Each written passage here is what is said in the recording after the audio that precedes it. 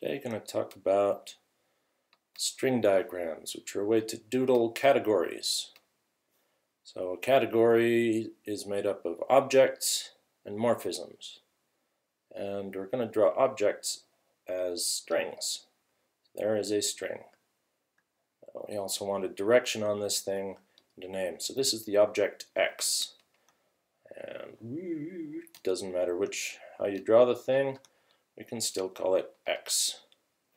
And a morphism we're going to draw as a bubble, say F. And morphisms go from one object, X, to another object, Y. Then we can compose morphisms. So say we have G, that goes to Z. And we can compose it again, H. And of course after X, Y, Z comes W. Everyone knows that. Composition is associative. It doesn't matter if we bracket it this way or this way.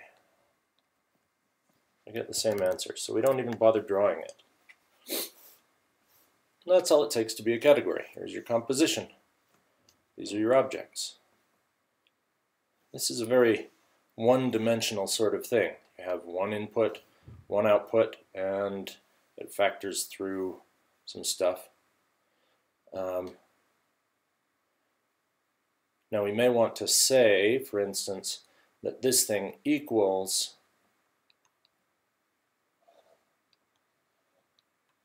some other morphism.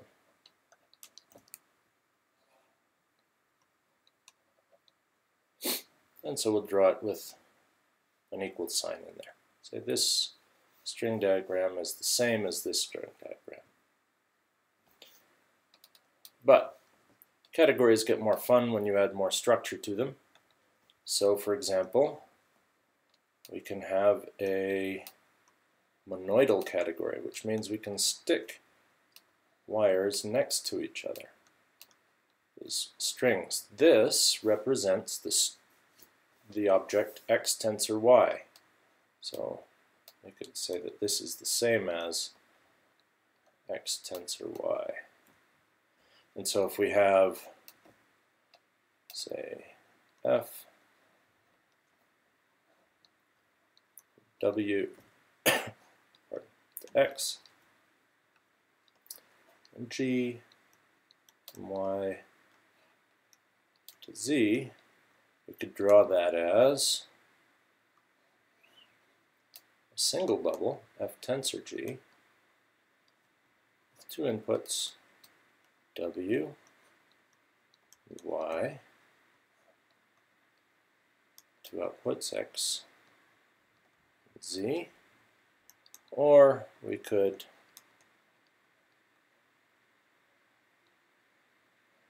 draw it this way, one bubble, and W tensor Y, X tensor Z. So that handles the tensor part. Now also in the monoidal category we have a monoidal unit object. And usually we don't draw the thing at all, because in a category, every monoidal category is equivalent to a strictly monoidal category, which means, when we put these things next to each other, say W, X, that's a jiggity arrow, Y, doesn't matter if we bracket them this way or this way. Okay? So in a arbitrary monoidal category, it does, right? Because if I'm saying pairing is my tensor product, the pair WX, so this pair paired up with Y is not equal to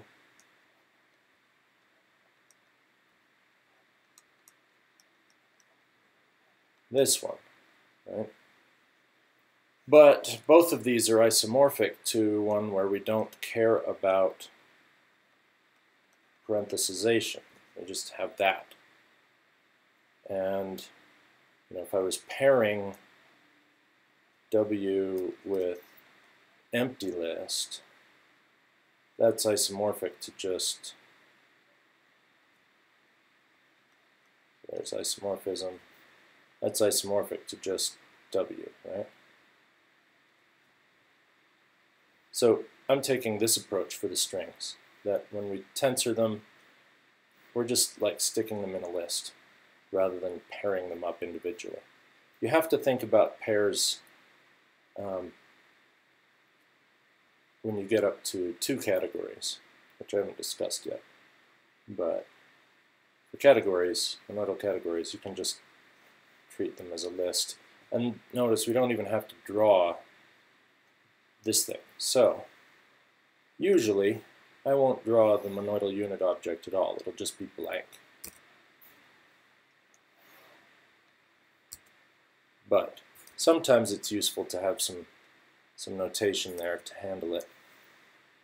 And so say blank is the same as this dashed line, which is the same as this. I is the unit for this multiplication. So for example, there's the right uniter. It takes in those two, spits out that one. Right? This is the isomorphism between that you just saw. Oops, that's X. X brackets is naturally isomorphic to X, right? Because it doesn't really depend on what I put in here. This isomorphism is always the same. All right, so that's monoidal categories. Then things get even more fun when we do monoidal closed categories. In a monoidal closed category, whenever you have a morphism like F here, 2 inputs, X, and Y, and output Z, and you can bend this over. And link it up with the other one. So this is going up, that's going down.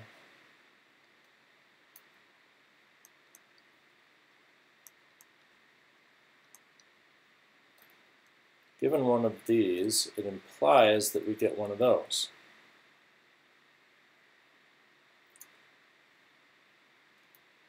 So what does this say? Well, if I have a function with 2 inputs, I can get a function of 1 input that's waiting for the other input. Sorry, a function of 1 input that returns a function that wants the second input and then returns the result. Now, what do we do with this thing? Well, we've got this nice little bubble, evaluate, it has X coming in,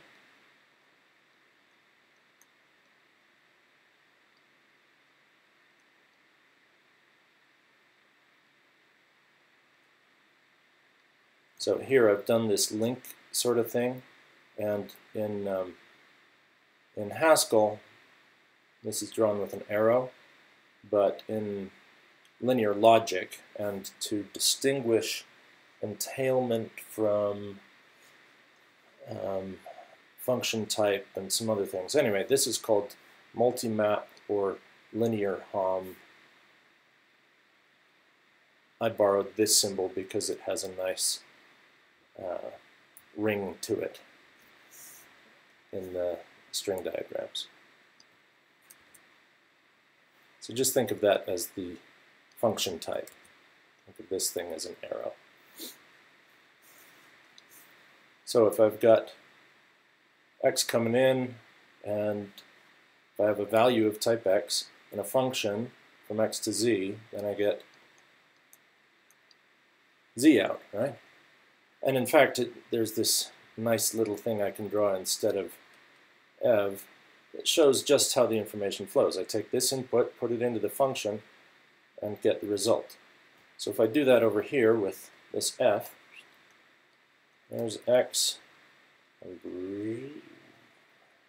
there's my bubble. It's the morphism for evaluating f at x. Feed this into there, this down here. Well, now we have x coming in and y coming in and z coming out.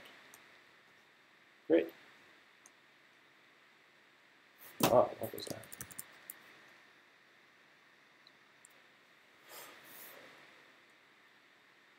Now we can also go the other way, right?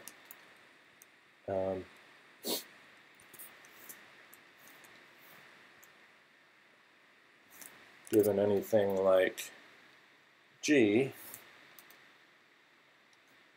it has some input y that spits out a function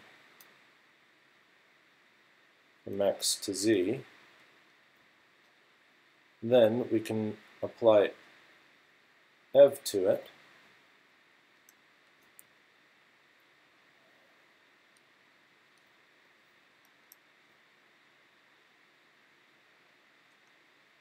and get a function from x tensor y to z. So that's the currying isomorphism.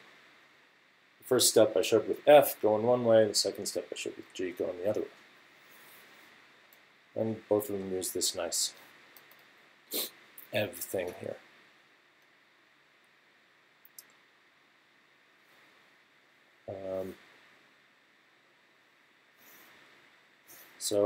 So far, I've used this thing to hook together the two parts of a function type. But there are certain situations where you don't need that. In particular, when you're dealing with linear functions. Switch back to black here. So if you have linear functions, those you can write like matrices. So if I have a 2 by 2 matrix, A, B, C, D, and this is from real numbers squared to real numbers squared. Right? Because if I have a two-element vector here, then I can multiply this by that two-element vector and get another two-element vector. Okay? But then I can curry this thing. And what I get is A, B, C, D. I get something that's r to the 4th, arrow 1. Well, what I did was just move the r squared over there.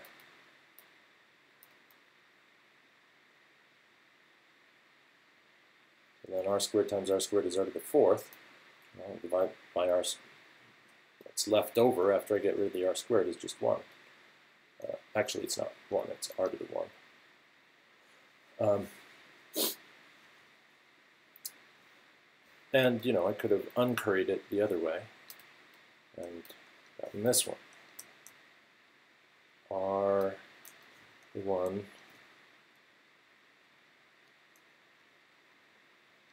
that pad can't keep up to r to the 4th. So here,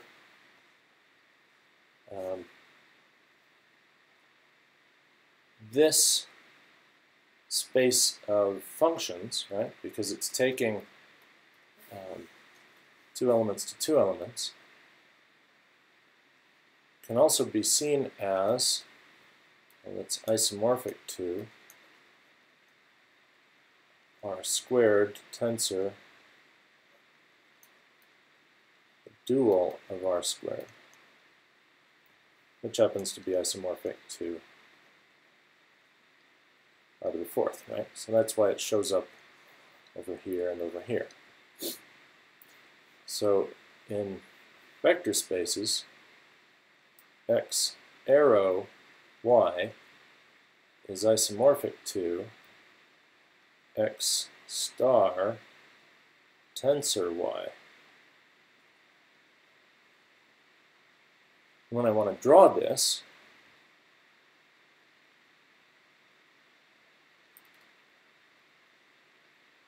so here's r squared. Here's my matrix. I write it with an M. And here's r squared. So that's this thing here, this matrix. Now I can curry it both ways. I can say this is either this one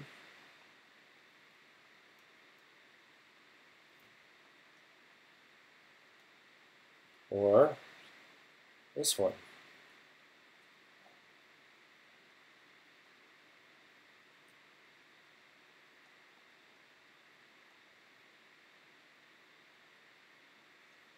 Okay, so this one here is r to the 1 to r to the 4th, or in other words, r squared going up and r squared going down, or this one here is this, which is r squared going down and r squared going up.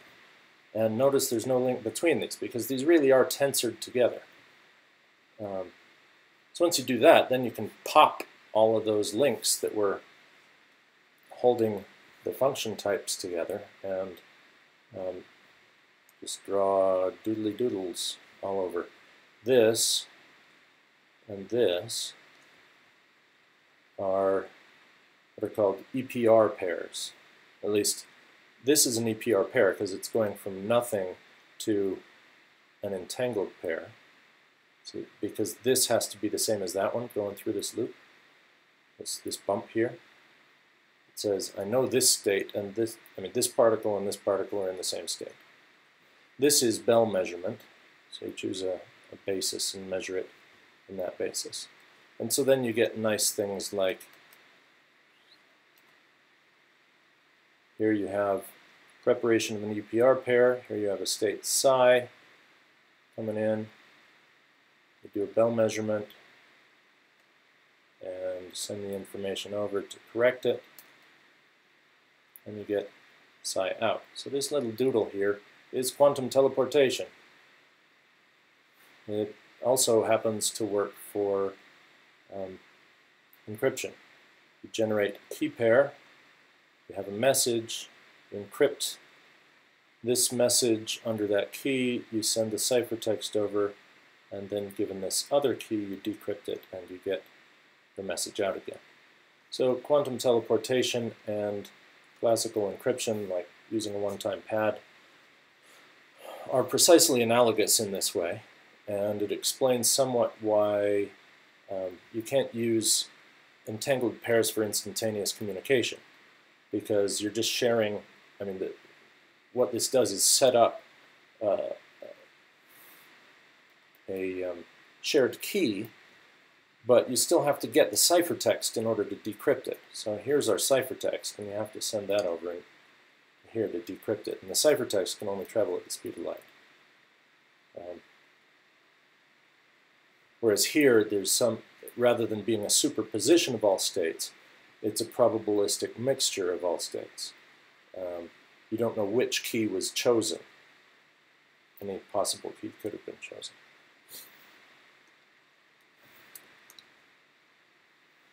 So monoidal categories let us do that sort of thing. Then we can talk about braided monoidal categories, where x goes over y, or x goes under y.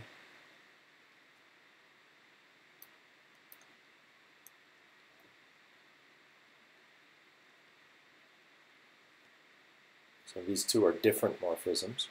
We can talk about symmetric monoidal categories, where these things are acted on by the permutation group instead of the braid group.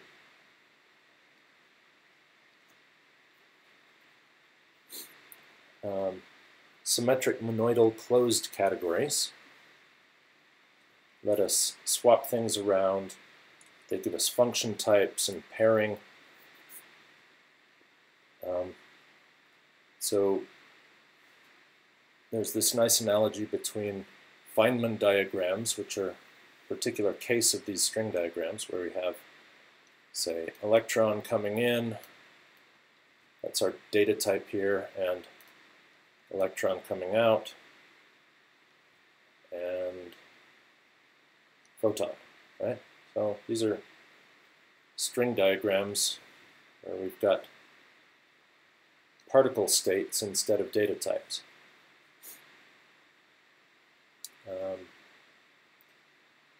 What's special about classical computation is that whenever you have things coming in, x1, x2, then there's a projection that will give you the one you want. Equivalently, we say that there are these duplication, which I'll draw with a delta. So given any x, we can get x tensor x, and there's this dot for deletion, where I can throw one away. So projection up here is just this. I throw away the one I didn't want and leave the first. So if these satisfy certain axioms, like I come down here and I double it, and then I throw one of them away, that's the same as the identity. So if these rewrites match, if these rules hold, then you're able to not only put two things together, but also take a pair of things apart.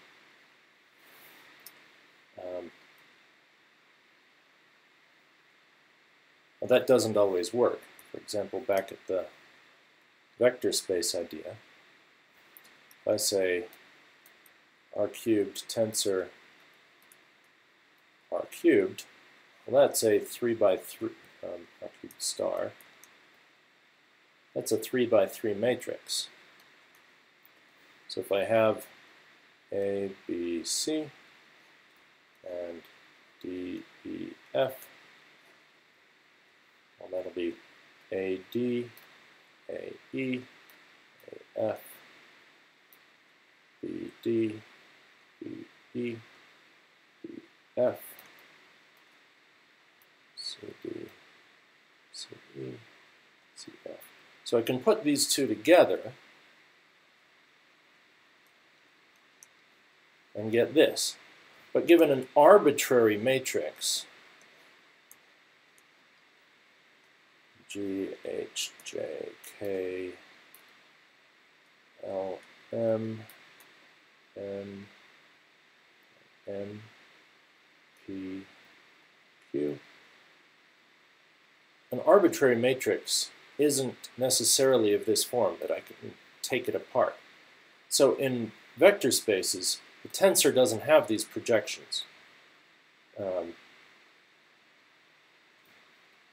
I can put two things together, but I can't necessarily take something of that kind and pull it into two separate pieces. On the other hand, if I have sets x cross y, well, then this is just pairs of things. If I have 3 elements of x and 4 elements of y, then I only get 12 elements over here.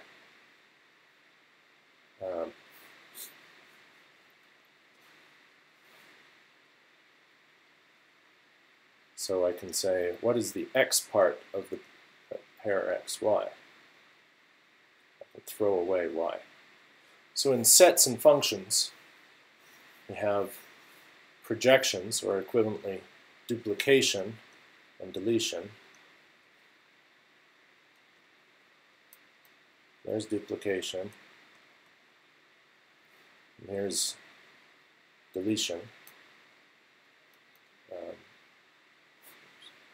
We just map it to the one element set.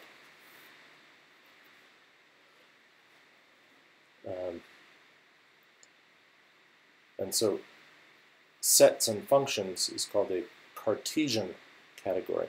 It's symmetric monoidal closed. Symmetric because we can swap the order of the pairs. Monoidal because we have pairing. Closed because we have function types, x, arrow, y. But it's also Cartesian because we have these things. It's a special kind of monoidal product. Whereas vector spaces is symmetric monoidal closed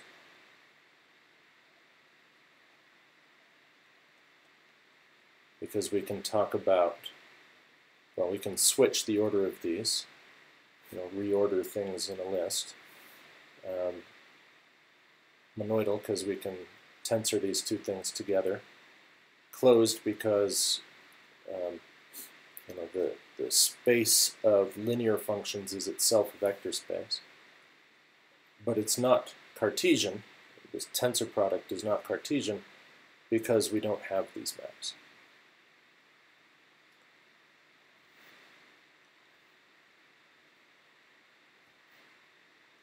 Now once you've got string diagrams for a category, you can start thinking about string diagrams for by category and get into concurrency, where you can send messages.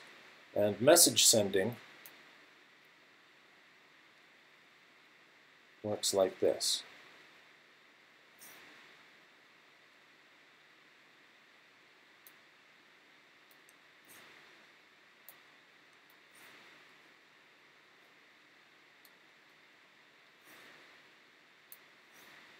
So here we have a special type P for process.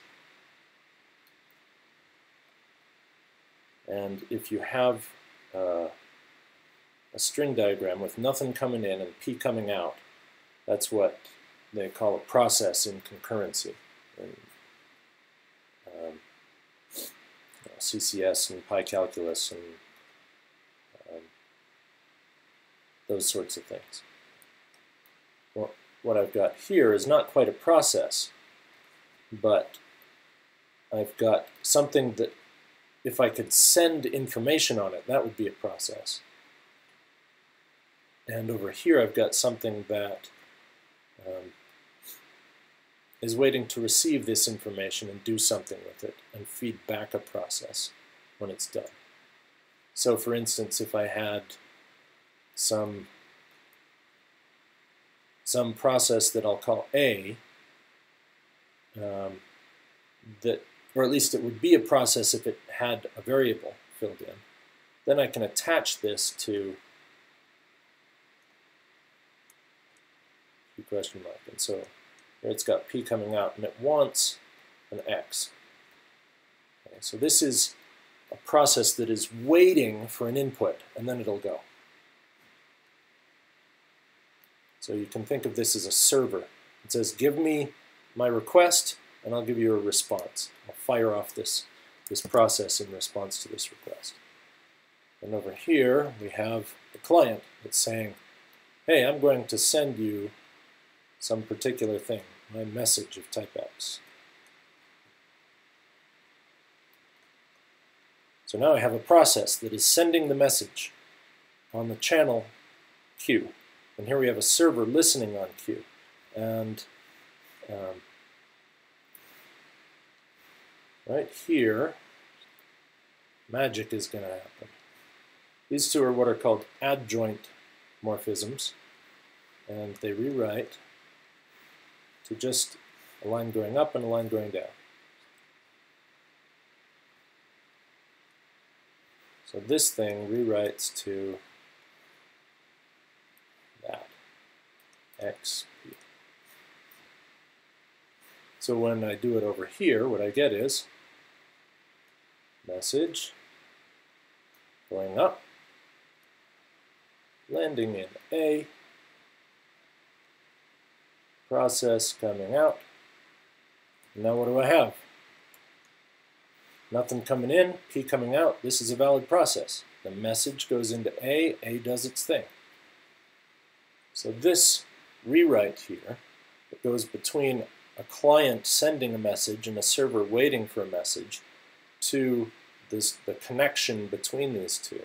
These string rewrite diagrams let us draw messages going back and forth and the behavior of these concurrent processes.